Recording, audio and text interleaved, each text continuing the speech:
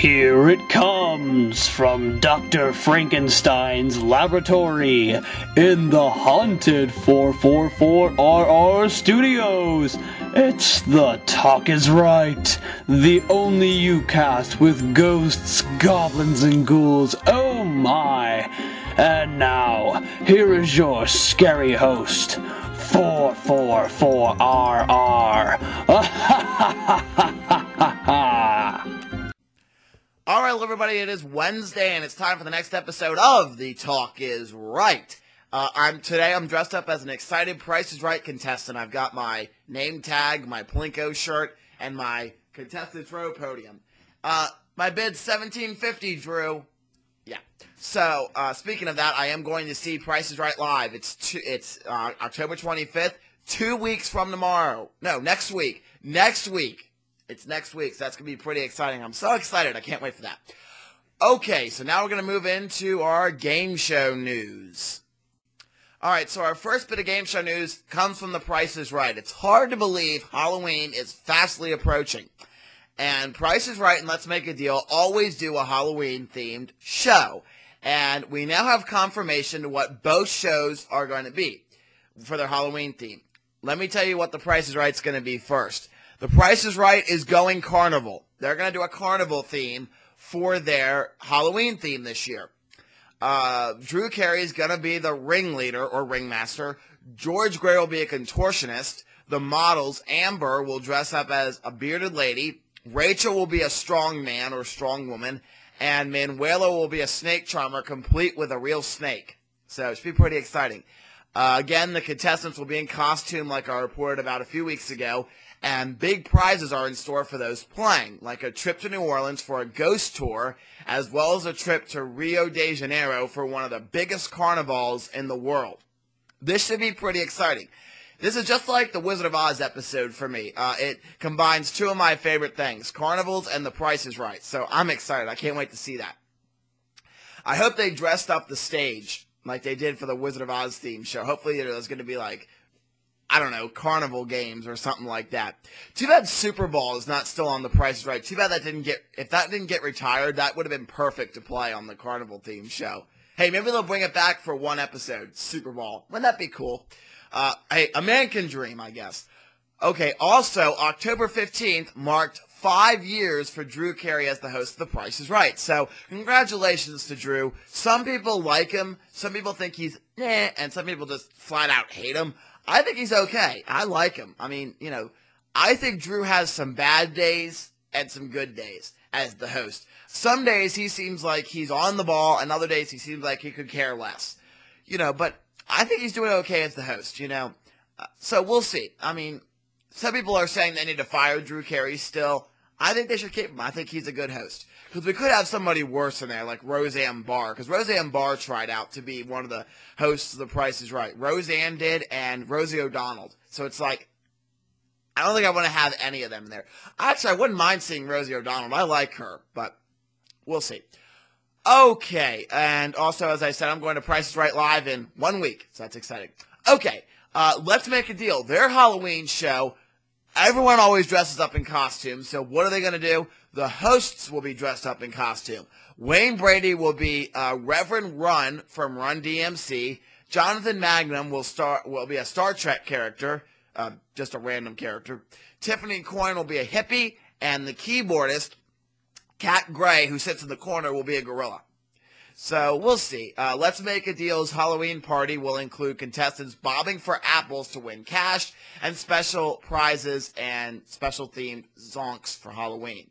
So it should be pretty exciting. I'm ready to see it. It's going to be pretty cool, so can't wait. Mike Richards, you got to say what you want about him being the executive producer. I think he always does a really, really good Halloween-themed show every year, so I'm really excited to see this.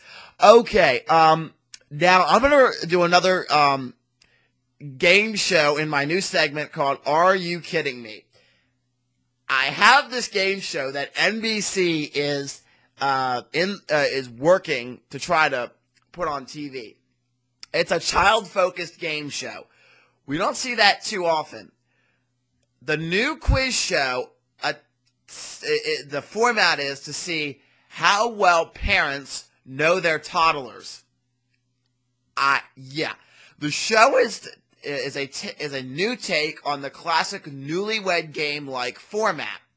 As parents attempt to see how well they know their toddlers, the game is set in a large-scale duplicate of a child's play area. Parents will be judging their children's ability to do certain things or predicting their child's behavior to win big cash and prizes. Really? Really? Okay. All I have to say about that is, what the heck are they thinking? Toddler game show. I find that a bit creepy. Essentially, parents are going to be betting on their toddlers. What is this world coming to, where you're going to bet on your toddler? I mean, seriously. They can say it's all for, they can say it's for fun, all they want, but parents are going to be disappointed, and it's going to make for an uncomfortable family viewing, I think. I mean, you're essentially betting on your toddler, like, oh, my toddler can build a better block stack than yours. I'm going to bet you $50 on that. I find that very, very weird. Okay, so, yeah, I don't even think it's going to be a good show, but we'll see. Maybe I'll be wrong, but I'm not going to watch it. Yeah. All right, anyways, now the next bit of game show news, production on Take It All starts October 22nd. Well, you're probably thinking to yourself, you have not talked about about Take It All. What the heck is this show that you're talking about? It's Howie Mandel's White Elephant Game Show. They've renamed it, and it's called Take It All now. On Take It All, contestants will select an unmarked package from the show's warehouse, all of which total millions of dollars. The next player in line faces a tough decision. Do they steal a prize that someone has already opened, or do they open an unmarked box hoping it's worth more? By the end, only 2 contestants will remain and must decide to either share or steal in the Prisoner's Dilemma endgame. If they both choose to share, they keep everything they have won so far. If one chooses to share and the other chooses to steal, the person that chose steal takes it all. However, if both choose steal, both leave with nothing. People are saying that it's actually going to be kind of like Deal or No Deal in a way. I think I've had faith in this show since I've heard about it. And I've been excited for it, so I'm really excited. Recording of the show will begin October 22nd on this Monday coming up in Los Angeles at NBC Universal Studios. Anyone who's over 14 or 14 or over can sit in the audience and see who wins big. Several recording times have been announced. Given the start times, it looking to be safe bet that Take It All will debut in NBC's usual game show launching grounds of December. And I did report about that because Howie Mandel did say that on the Jeff Probst show, that the show will premiere sometime in December, probably around Christmas. And which would actually be, if it's around Christmas time, would actually be a really good time slot considering it's a White Elephant style game show. And White Elephants usually played at holiday Christmas parties. So I would see it premiering sometime close to Christmas. Probably like a week or 2 before Christmas. So I'm really excited because Howie Mandel is actually going to be hosting this game show. So I'm pretty excited. So I'm kind of excited. One of my favorite shows has came back for a second season. Jeff Sudpin's Figure It Out. I'm really excited about this. I was a big fan of the first season of Figure It Out with Jeff Sudpin. So the second season, not much has changed. I mean, they kept basically everything identical. They've changed. There's been like 1 or 2 like minor changes that if you're an average fan and you didn't watch every episode of last season, you only watched like a few of last season, you wouldn't even know they've changed anything. I mean, it's that minuscule of a change that you wouldn't even know. One of the things they have changed that's kind of a big change is the when they do the Secret Slime action. They used to give away a triangle messenger bag. Now it's an over-the-shoulder messenger bag.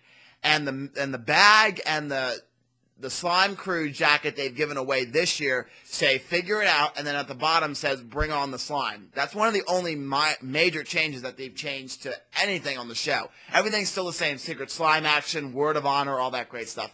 But I do love Jeff Slepton as a game show host, and that is why I've been watching his "Figure It Out." And I'm a fan of 90s Nick game shows, and when they brought this back, it just made my day. Okay. I'm also going to kind of review Match Game. I reported about this a couple weeks ago. Canada got a Match Game, got its own version of Match Game. And one of the panelists is Whose Line panelist Colin Mockery. You have Yvette Nicole Brown. You might remember her from Drake and Josh. She was Helen on Drake and Josh. She's also on Community. And also Sean Collin and Deborah Giovanni are also they're going to be the two regular panelists, Sean Collin and Deborah Giovanni. The show mixes the old spirit of the American series with the Quebec-based modern Atamas Crochanis, I'm sure I said that wrong, an adaptation on the format of a French-speaking audience. So, I mean, they basically have the super match, just like most versions of the program. The most popular answer is worth $2,000. The second is worth $1,500, and then $1,000 for the third most popular answer. However, the contestant does not win this money in the portion of the game. It is placed as the base value for the head-to-head match. The contestant then spins the arrow, on the star wheel, stylized and adorned with double spaces, just like Match Game 1990, which will decide how much the contestant plays for and who he plays with. If the contestant successfully matches his partner, he walks away with a few grand. However, no match means just winning around a few $100s. So, what happens in this show for the super match is they don't win any of the money that they actually get. They get a few $100s if they don't match, a few thousand if they do match. For the main game, there are two classic rounds, which each contestant picks a letter assigned to a question. They earn 50 points for each match, and they can match up to all six on the panelist each question. After this, each player picks a panelist to play the 45-second matchup round. A contestant gives a blank phrase with two options to fill in the blank. The contestant selects his answer privately via computer, and then the celebrity picks their answer. Each match is worth 50 points, and the person in the lead at the end of the round gets the points converted into dollars and wins the game. So basically, it takes stuff from the 70s version, the 90s version, and the French version, and combines them all into one. The host of this show is Darren Rose. I think I've said his first name wrong, but whatever. He is no Gene Rayburn or even Ross Schaefer, but he's passable according to what people have said online of the host. People are saying that he's no good host, but he's passable. He's like Drew Carey. Whoa, he's like Drew Carey. He's doable. He's doable. And Match Game isn't going to light the world on fire, but it's not doing anything to destroy the legacy either. So, for those of you in Canada, you can watch episodes officially at Comedy's website.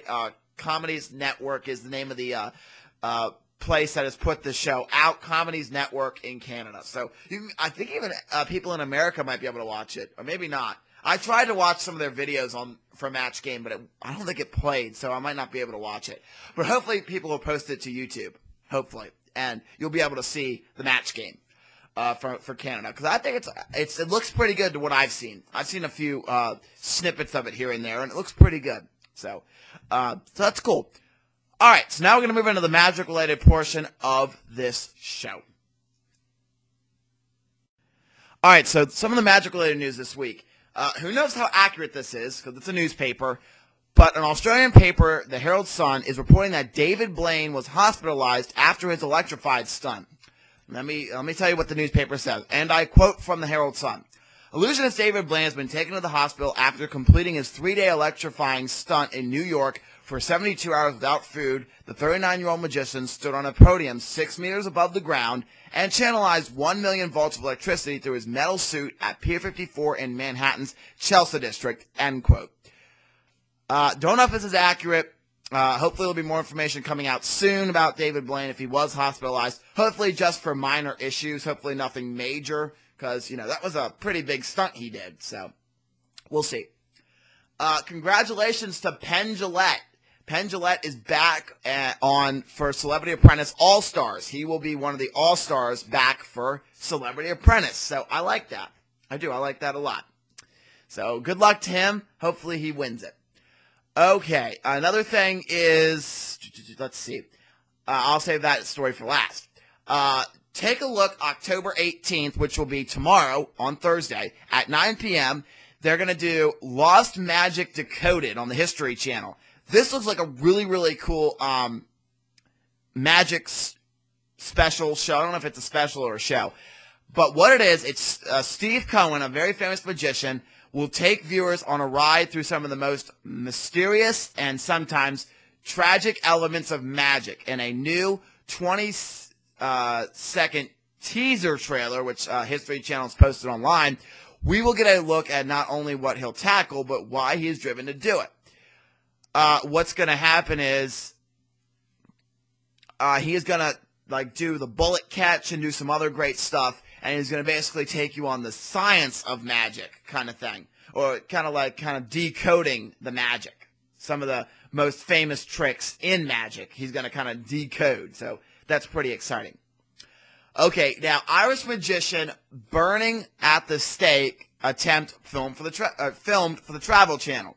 Steve Spade, if you're a magician, he's kind of famous over there in the UK area, has made a bit of a name for himself, escaping from being burned at the stake. His stunt has apparently earned him some airtime on the Travel Channel. He escaped being burned at the stake in King John's Castle, wiggling out of 100 feet of rope and padlocks in just over 40 seconds to avoid being broiled in a burning bath. But,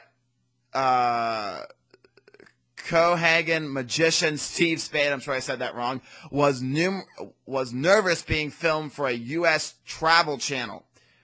It goes to 98 million homes in the U.S. and 97 million in English-speaking countries. Let's just say I was nervous, said Steve. He came to the attention of the crew of National Geographic, or the National Geographic Channel after his escape from the burning pry in the sacrifice montage of Elemental Festival in Limerick last month. I so screwed that up. If you followed that, that was great. That last little bit I screwed up. The big question would be, what is the footage for? Is there yet another magic show coming to the airwaves? Or is this part of programming unrelated to magic that just happened to require an Irishman escaping from burning pile of wood? So hopefully more information will come out about that. Maybe there'll be a new magic special coming into the air. I don't know. We will see. But yeah, so that should be pretty exciting. Why would you want to burn or escape from being burned at the stake? I have no idea, but congrats to him. He escaped, so congrats. I mean, that's one of the stunts. That's one of the magic stunts, like, you're going to say to yourself, why? I just don't understand. Why? Okay, so that's all the magic news I've got for this week. So now we're going to move into the magic trick, the review of a magic trick. Should be pretty exciting. All right, so this is a great trick to do any time of year, not just Halloween, but it's kind of got some Halloween applications to it. Let me show you what I got.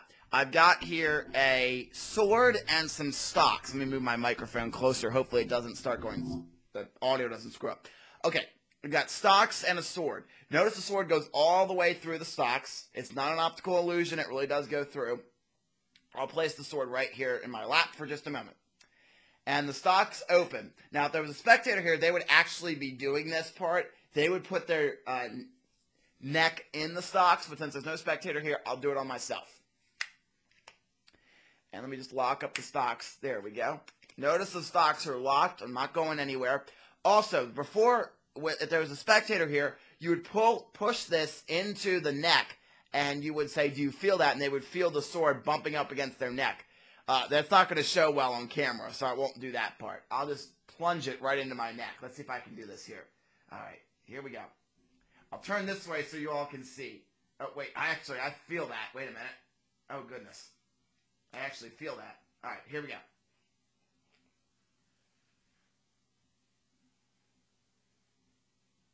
There we go. Oh, man, this is... oh, man. Oh, gosh.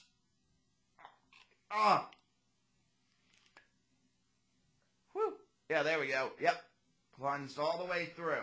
Now, notice it really is through. I can't get it out. Uh-oh. This is bad. Hang on. Wait a minute.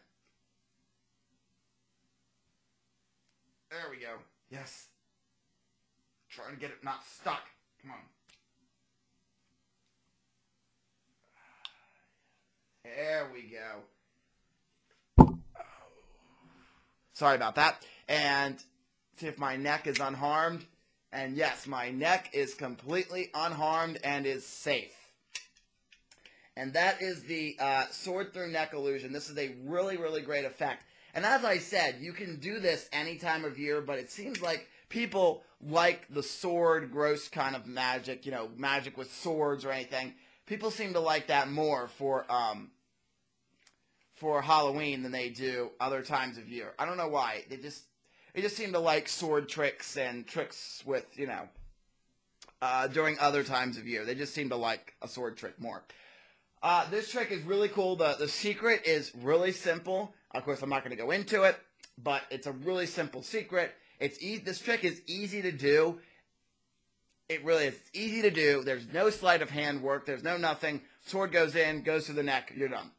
But I made that sound like the trick is stupid. No, but it's a great trick. I do recommend. I do this in all my shows. I wouldn't do this in a kid's show, though. Don't do this in a kid's show. Do it in a Halloween show or an adult show or stage show. Don't do it in a kid's show. Do not do this in a kid's show. I guess you could if you brought a parent up on stage, but I don't use this in any of my kids' shows just because I don't want the kids freaked out. I know some magicians will do, like, head choppers and arm choppers and sword through necks in kids' shows. I won't do any of that because kids get too freaked out. Because I was seeing a magician on stage, and true story, he did this. The kid was so freaked out he started crying. And this kid was like 9. And I'm just like, that's why I'll never do, you know, a thing on stage with a kid. I might in a kid's show bring up an adult to do it, but I won't do it with an actual kid. You know, or like a hand chopper or an arm chopper or a head chopper. I will never do one of those with an adult or with a kid. Never. Never. I don't want to freak the kid out. Especially at a birthday party. Kids, it's their birthday. They shouldn't be freaked out. But this is a great trick. It's pricey. It's like $80 if you get it off most magic websites. So it's a bit pricey because of the secret of how the trick works. That's why it's so pricey. What I recommend, if you really want this trick, but you don't want to spend $80 on it, check eBay. You'll find some good, cheap prices for magic tricks, even new, unopened tricks on eBay. Check for this one, because I'm sure it's cheaper on eBay. All right, so we'll move into the last segment of The Talk is Right. All right, now there's going to be a few bits of news I want to talk about relating to the actual Talk is Right show. First, I want to say congratulations to the Nationals.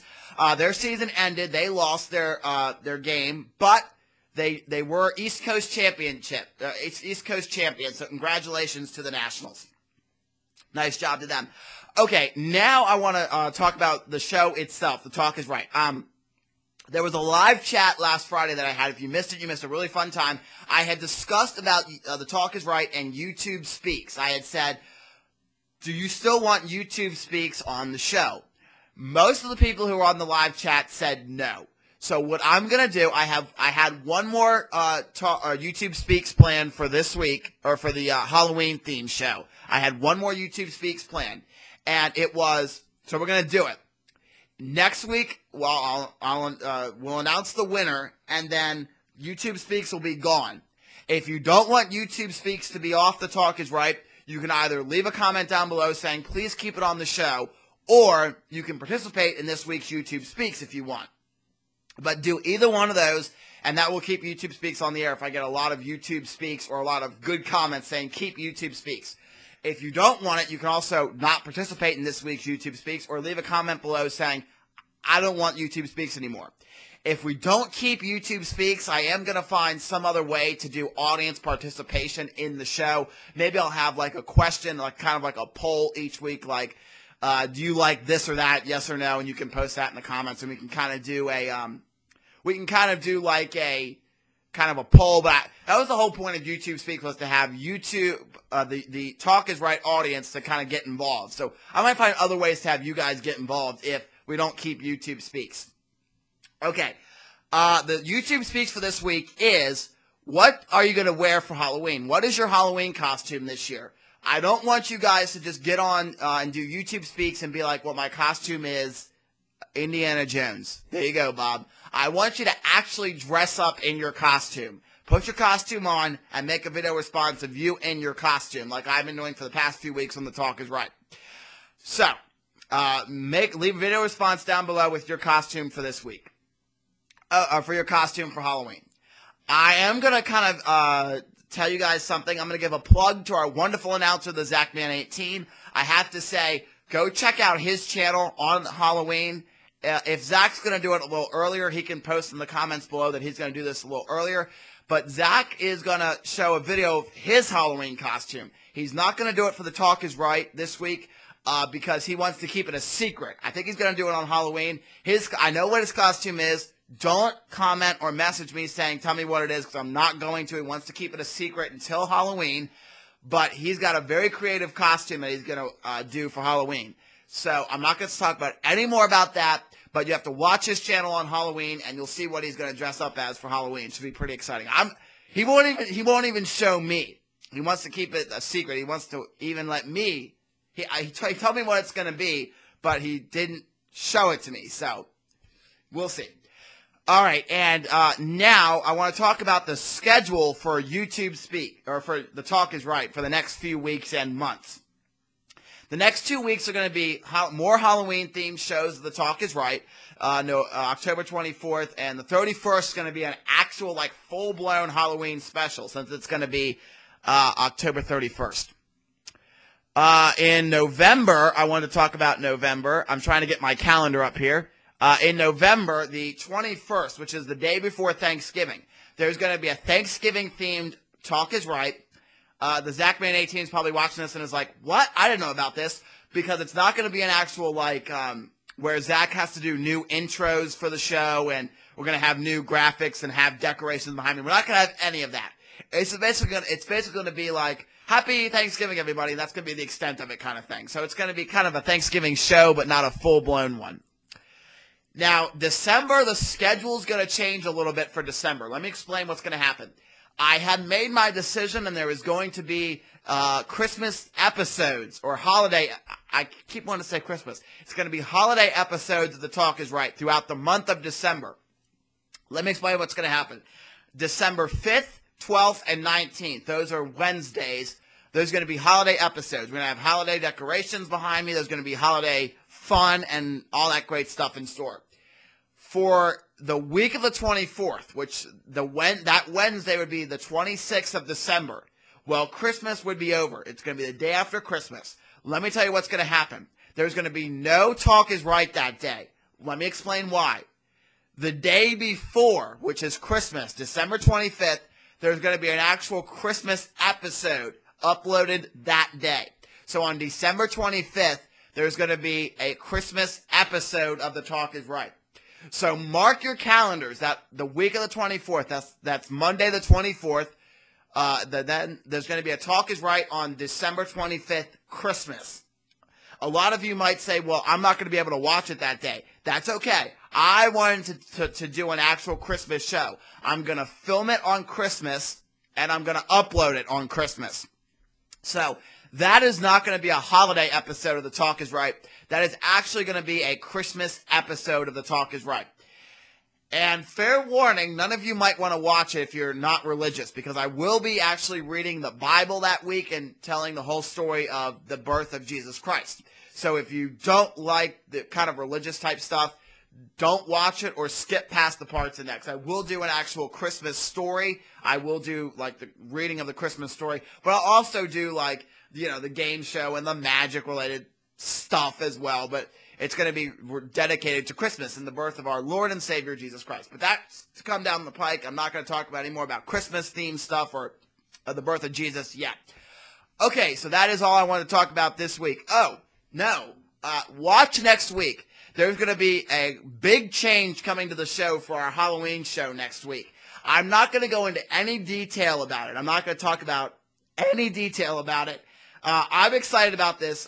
Me and somebody special have been planning this for a week, about a week or two, about doing something special next week. I'm not going to go into any detail about it because I want to keep it a big secret for next week. But just watch, because something special is going to change.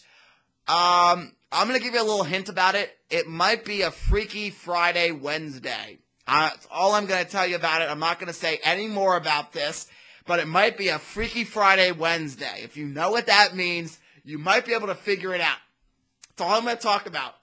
All I'm going to say. I'm so excited about this, so you have to watch next week. All right, so that's the Talk is Right for this week. You can probably tell I'm really excited. Talk is Right for this week. Thank you for watching. For myself, our really cool announcer, Zach Man 18. I do want to take this one little second to say thank you, Zach. You've been a really big part of the show doing the announcing, and I really appreciate it. So thank you for that. Thank you for doing all these stupid intros we have you doing, too, here at the Talk is Right.